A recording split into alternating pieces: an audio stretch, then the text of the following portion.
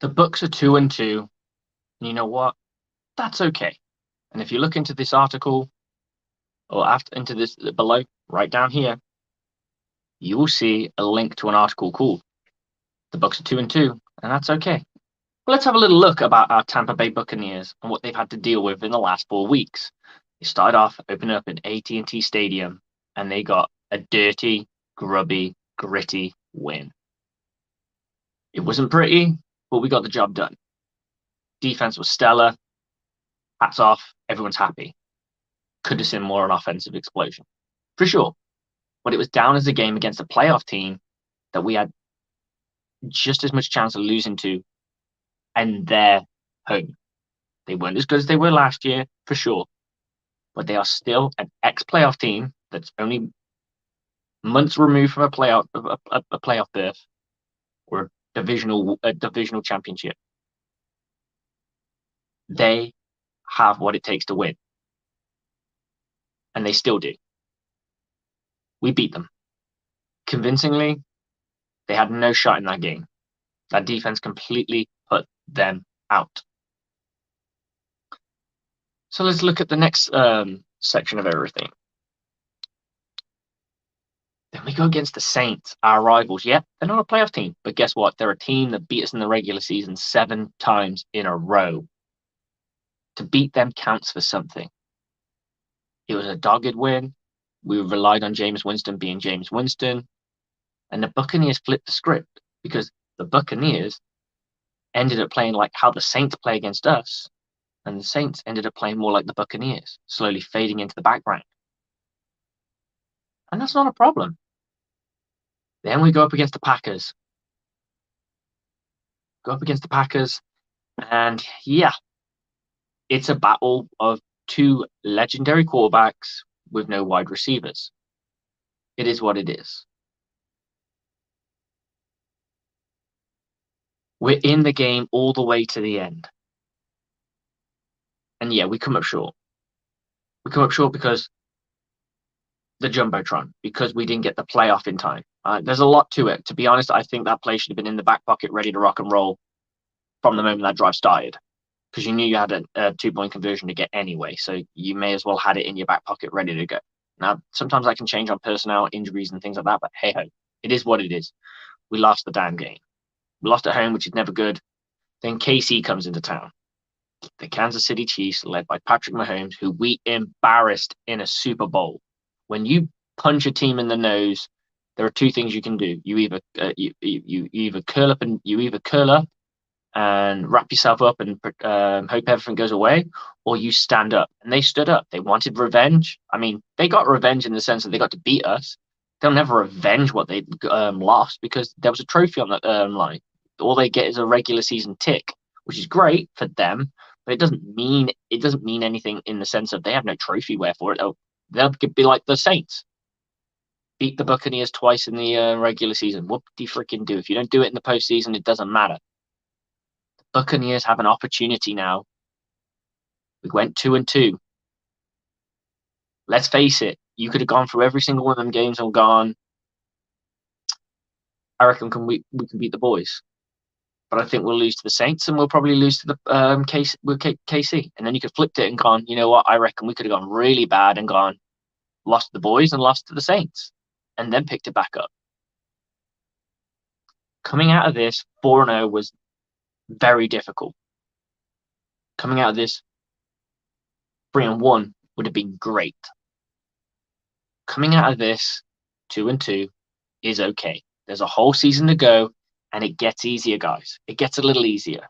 We get Atlanta, who are 2-2 and have no right really being 2-2 at home. So we're favorites. Well, we should damn well should be. We got to see an offensive explosion from this football team. That's the positive. The defense lay down. I think that's a blip. I don't think it'll happen again, or I don't think it will. It certainly won't happen against the Atlanta Falcons. It didn't happen against the Green Bay Packers, and it did not happen against the Saints. We're okay, guys. We can breathe. We don't need to freak out. We don't need to panic buy. Check out the panic buy video. It's floating around on the usuals, the Facebooks, the Instagrams, Twitter, and Tumblr. We are looking into going into TikTok as well, so it'll all be there. Small, short, punchy videos. Please like, comment, subscribe. We appreciate it. Anyway, let's get back to this. We got to see an offensive explosion. We got to see the defense have one bad game, and it was a very bad game. It's the worst game they had under Coach Bowles since. Were we impacted by a few injuries? Yes. But at the same time, that stopping the run is our bread and butter. If you can't stop the run, you're going to let Patrick Mahomes throw all over you. And yeah, Chris Cole, much appreciated. Thank you for jumping on. This is only going to be a short video. This is just a pump, an article that's written by Bucksport that is called "The Bucs are 2-2," and it is okay, guys. It is. It really is. So we go up against Atlanta, who are Kyle Pitts and Cordarrelle Patterson less. That means their best running back and probably their best receiver, realistically. I know we know that they got London Drake and he's been doing some great things, but that's just one person to shut down. We should be able to game plan for one person, as long as we don't go too extensive on him. But guys, here it comes. We go 3 wins on this. So let me go Atlanta, we go Pittsburgh, and we go Carolina. The Buccaneers now are 5-2. Let's say, for the sake of argument, we split the difference in the next 2 games. So we go Baltimore and the Los Angeles Rams. Let's say we split the difference. So now we're 6-3. We got Seattle in Germany. Seattle haven't really exploded. They haven't really done anything. I'm not sure if the Cleveland game is the game that their quarterback comes back. But he's still got to get up to speed. He's not allowed to be with the team. So I can say you could pit those 2. So you add those 2 to the game. I'd say you should add those 2 to the thing. Now the Buccaneers are 8-3. We go against the New Orleans Saints at home. If by all accounts the Saints are playing the way they're playing, the Buccaneers have a very good opportunity. Let's be rough. Let's be rough to our Buccaneers and say they lose that game. Let's just, for the sake of argument, the Buccaneers are now, what we got? 2, 3, 4, 5, 6, 7, 8. 8-4. Okay, Cincinnati are yet to really show that they can do anything. And Arizona. Let's say we split the difference between those 2 teams. I'm all about splitting the difference. Now we're 9-5. Then we have the next 2 games: Carolina and Atlanta. Oh, and San Francisco's in there too, for sure. The Buccaneers could quite easily go 12-5, easily, and they could do better than that for sure. This team is a playoff team. If they can win out in the division, that will set the tone. They're guaranteed a 4th round, a fourth bye, and one home playoff game. Okay, that ain't bad. It's not doom and gloom, guys. We don't need to panic buy. We don't need to go, oh my God, Odell Beckham, we need to go get him. We don't, because he's not ready. A lot of Buccaneers fans were screaming and shouting over the fact that we should never have had Chris Godwin in the first game. Well, Chris Godwin injured his ACL in the beginning of December.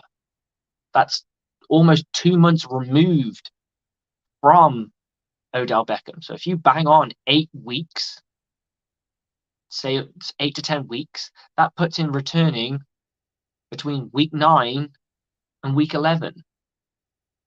We're in week 5, guys.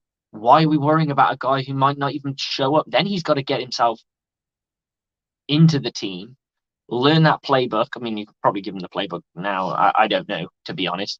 Probably not. But he's going to take time to get up to speed. He's going to cost a lot of money because he gets to be he's the pick of the litter, so to speak. He's the best of the rest, and he is pretty darn good. Do the Buccaneers need him? I've just done a video on this. Are we shopping? Are we panic buying? You know when you hear like there's a flood coming, or that happens in England, or you got a tornado, you're gonna have people go to the store and they panic buy everything, yeah. That's what they do. COVID happened. People panic buyed. Yeah. We're acting like that. We're panic buying. Just get me that wide receiver because the production's not been good enough. That's not the answer. Look, this team will get better. Chris Godwin's come back from a major injury. This isn't Madden where he gets healthy and he is just spot on back to the Chris Godwin we remember. That's not. It'll take him a few weeks. We've seen glimmers of it, and we'll see more of it. Cole Beasley quit on us, so he's gone. No worry about it. Cole Measley, because he got a measly 17 yards for 4 catches. But hey, that's him. He retires. Good for him. Bye-bye. Thanks for turning up. You get a participation trophy. I don't even know if he did this. So if the Buccaneers did get the Super Bowl, he's like, I can get a ring. Maybe not. I hope not, to be brutally honest. But anyway, I'm rambling a little bit here. Guys, I'm just trying to say we don't panic. It's okay. Now, if we get into these 3 games and we split the difference on them, so the Bucs are what? We get to Baltimore, and we're 4-4. Then you can argue that there's some panic can happen for sure, but let's let it play out. Let it play out, guys. This team hasn't done us wrong in a long time. It's time not to panic. And if you're going to go for an offensive explosive player, I tell you someone to go for. I believe he's still available. Jared Cook. Go for a Jared Cook because Jared Cook can still get the yards. He's still got the last year. I believe he got 600 yards. I'm not too sure of the touchdowns. They might have been 4 to 6, something like that. That's good production, guys. And he will contribute much quicker because if you take an Odell Beckham, he's got to do the learning the same as someone like Cook. But then he's got to climb through the depth chart. And that wide receiver depth chart is stacked. That tight end depth chart isn't stacked. He could quite easily go to number 1, especially on passing downs, quite quickly. And the production you're going to get out of him is probably more juice than you're going to get out of Odell Beckham Jr. But hey, that's where we are, guys. I got a show tomorrow night. It will be, I'm just going to do the math here. It's 7:15 p.m. Eastern, 12:15 a.m. for the UK. So that'll be across the Bucking Pond. And then straight after that, that'll be a short gap of maybe 15 to 20 minutes, depending on how my show goes, how quickly we're at that one up. Then the next show will come up, and that is Buck Wild with me and Teresa. And we will be just open forum with you guys where we will chat Buccaneers football, ball in general. On my show, we'll be doing a breakdown of what happened last week and the preview of this week. Go for all the stuff that a couple of things are going on in the NFL, and then straight going into Buck Wild. And we'll be just talking loosey-goosey, a little bit more open, a little bit more candid, and we can just chat amongst ourselves. Comments are always encouraged, same as they are now. Guys, it's been a short video. It's slick stance. That's how I feel. Go check the article out, and I will see you all guys. I'll see you all guys soon. Look after yourselves. Until then, Bucks on me, Bucks on free. 1, 2, 3, go Bucks!